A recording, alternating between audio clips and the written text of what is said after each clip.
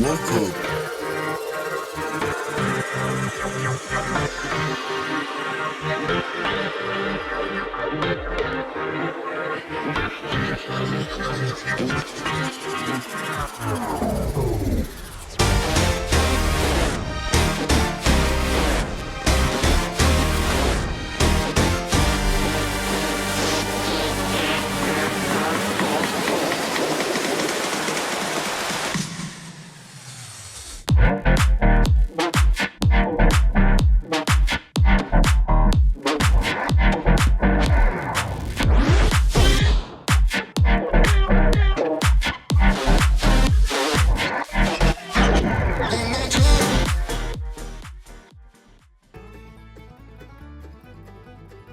Welcome to the Everything Podcast. I am your host, Chuck Manity. And in today's episode, we are going to be covering Dust Bunny, the trailer. So as usual with the trailer and thoughts, what we'll do is go through some interesting information about the production, the cast, and we'll show you the trailer and straight afterwards give you our thoughts. So, Dust Bunny is a 2025 American horror thriller film produced, written, and directed by Bryan Fuller in his feature film directorial debut. The film premiered in the Midnight Madness program at the 2025 Toronto International Film Festival on September 9th, 2025. Seems like everything is being sort of premiered there. That's crazy. Followed by a theatrical release in the United States on December 12th, which is a little bit later this year. So the basic premise is when a monster under her bed eats her family. I just said that, yeah. An 8-year-old girl living in New York City asks her hitman neighbor to help kill the monster. So yeah, crazy. It's some things you never think you're going to say in your life, and this is some of them. So, but yeah, cool. Let's see what this is about. So, as far as the cast is concerned, Mads Mikkelsen, and yeah, he's been in a bunch of cool stuff. I really like him as an actor. Casino Royale, he was in that. He was also in Clash of the Titans as Draco. Three Musketeers, he was in that as well. And then a lot of people might know him from Doctor Strange. He was Caecilius. And then Rogue One, he was Galen Erso. So, yeah, and then obviously people know him quite well, like I said, from Fantastic Beasts. Indiana Jones and the Dial of Destiny, he was Dr. Jürgen Voller. And he was actually the voice of Kyros in The Lion King, the Mufasa the Lion King. So, yeah, been in quite a bunch of things. But now he's going to be Resident 5B in Dust Bunny. Then we have Sophie Sloane, and she is known for Chemistry of Death, haven't seen that, and Zero AD. So I don't really know her too well, to be honest, but of course we're gonna all potentially see her in Dust Bunny if you're gonna even watch it, but that's why you get to decide with the trailer with me. So let's see. Then we have Sigourney Weaver, so that might be a draw for you to watch this. Obviously she was Ripley in Alien in 1979, and I know some of the younger people might not have even heard of this. They might have, because of all the Alien reboots and so on, sequels and prequels that have come out in the last couple of years. So you might have heard of Alien and Aliens, but I'd 100% go give those a watch. People do know her as well from Avatar. So she was in the Avatar films, and then the original Ghostbuster films, she was also in those as well. So if you haven't seen them, I'm always here to help you out for some of the older stuff that you might not have heard of or haven't seen and been wondering if you should go see it. I would definitely say go see Ghostbusters, the first ones. Those are good. And Alien and Aliens, definitely go see those as well. Chappie, I don't know if that's something that people know about too well. I suppose not everyone's cup of tea, but yeah, maybe go give that a watch and let me know in the comments what you thought. I thought it was weird, but it was okay. Like, does that make sense? Like, it's something you watch and you'll probably forget about, but it's definitely worth the watch just to, see something a little bit different. David Dastmalchian, and that's quite a mouthfulian over there. But he was Thomas Schiff in The Dark Knight. He was also in Ant-Man, played Abracadabra, that was in The Flash, and then Polka Dot Man in The Suicide Squad. So I'm sure you're seeing a trend with some of those. A lot of superhero stuff. But yeah, besides that is the superhero equivalent, or the superhero things that he is featured in. Blade Runner 2049, and then also in Dune. He was in the first Dune as well. And he had a guest appearance as Mr. 3 in One Piece. So, been in some pretty cool stuff, if you compare them all round. So he's also going to be in it. Rebecca Henderson. Don't know her too well, to be honest with you, or at all, because I haven't seen Russian Doll. So that's something that you might have seen her in. Appropriate Behavior, They Remain, Mickey and the Bear. None of things of which I've seen. I don't really know much about her. It says that she's married to Leslie Headland. You obviously know Leslie Headland from directing The Acolyte. That's kind of where I know Leslie Headland from. To be honest with you, I don't really know much about Leslie Headland either, to be honest with you. And then we have Sheila Atim. And she's actually been in things, and after finding out who she was in this, I was like, oh, okay, I remember seeing her in these. When I say this, beg your pardon. So Doctor Strange in the Multiverse of Madness, she was Sarah Wolf.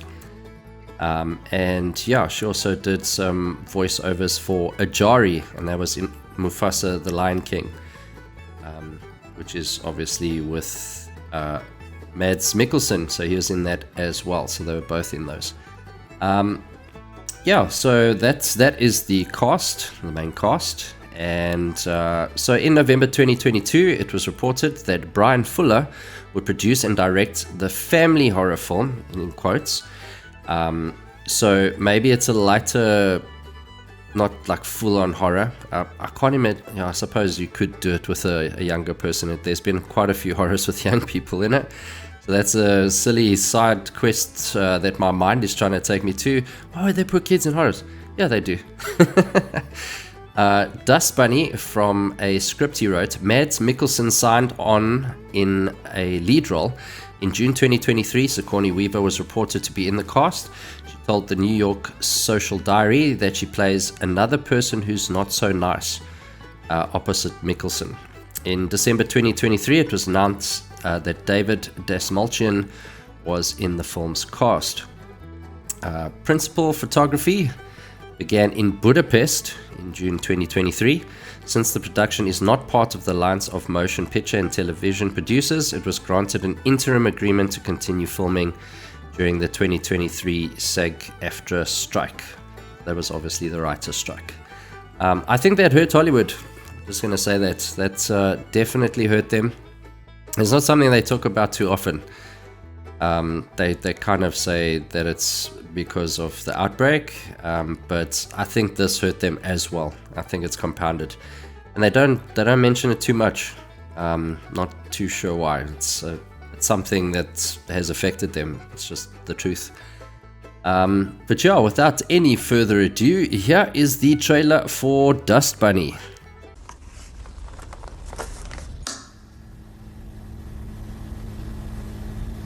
What did you see? A monster. Under my bed.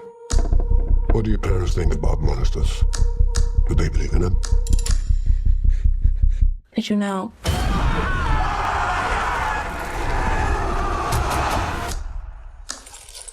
Is that enough to kill a monster? What makes you think I kill monsters? You seem like you killed all the things.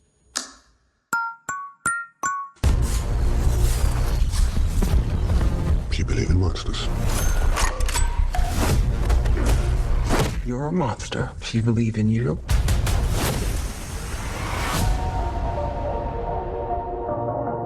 A monster didn't eat your parents. A also a man. That came to kill me.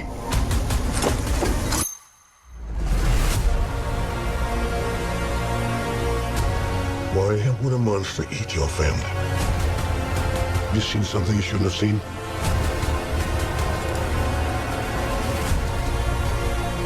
I know it's real. You think you know? You think you know.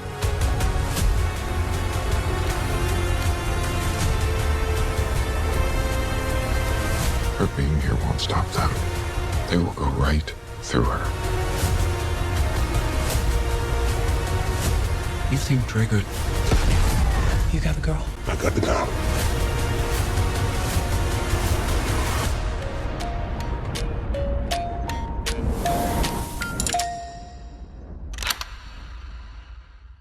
And that was the trailer for Dust Bunny. So super colorful, I'm sure you noticed, and interesting look on the cinematography. Can't quite pinpoint, so it does have quite a unique feel to it, but it is very colorful and dark at the same time, which is quite interesting to look at. My eyes are intrigued. Sigourney Weaver shooting out of her heels, color me intrigued. It's the reason why I carried on watching the trailer. Kind of reminds me of that movie Planet Horror from Robert Rodriguez. So basically her leg is a high-powered machine gun. Not quite the same thing, but you get kind of where I'm going with this.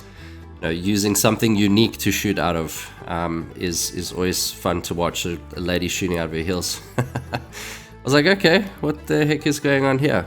And I had no idea when I started this trailer that it would be a horror, and it flipped the script. I thought it was going to be like one of those, you know, crazy action movie type things with like a weird twist or whatever the case is. So I went into this blind, had no idea what it was about, and it ends up being a horror. Where they put in family horror, I don't see that. I don't see that at all. Where they, I'm sure this has an age restriction. It's not what I'm going for. But when they put in quotes in an article that I read, family horror, I'm not quite sure how that pegs into this, because it looks quite dark. I'm not going to lie to you. It looks pretty dark. You do see some of Mads Mikkelsen's abilities for his character, showing some of his abilities to fight and handle quote-unquote business. Yeah, and a scene that looks really cool. That's why I said, like, the colors that would burst onto the screen is kind of what gives it its color. So it is gray and dark, but it has pops of color. So I kind of like the way it looks. Interesting cinematography. Sigourney Weaver had an interesting line where she said, "You're a monster." She believe in you, which is, you get monsters and worse monsters. I guess that's kind of what this is, like a fun telling of that kind of concept, where you have a person who is bad and you look to them for help to beat something that's worse. So interesting concept. I like the dynamic between him and the little girl. It looks like he's taking on a friendship / father role for her, and he's kind of the person that's in her life that's now protecting her, looking after her. And I can almost guarantee they're not like super friendly with each other initially. She's asking for his help. He's probably going to try blow her off. But then, eventually has a soft spot in his heart and now invites her in and eventually learns to love her in some shape or form, where he feels like, sure, I have to protect this girl because she has no one else. And the evil that she's presented, I have to now protect her against said evil. So I like that kind of dynamic. It's interesting. And when, when they're saying his character's like bad, yes, he does bad stuff from what you can gauge. He's not exactly what you'd call a run-of-the-mill good person.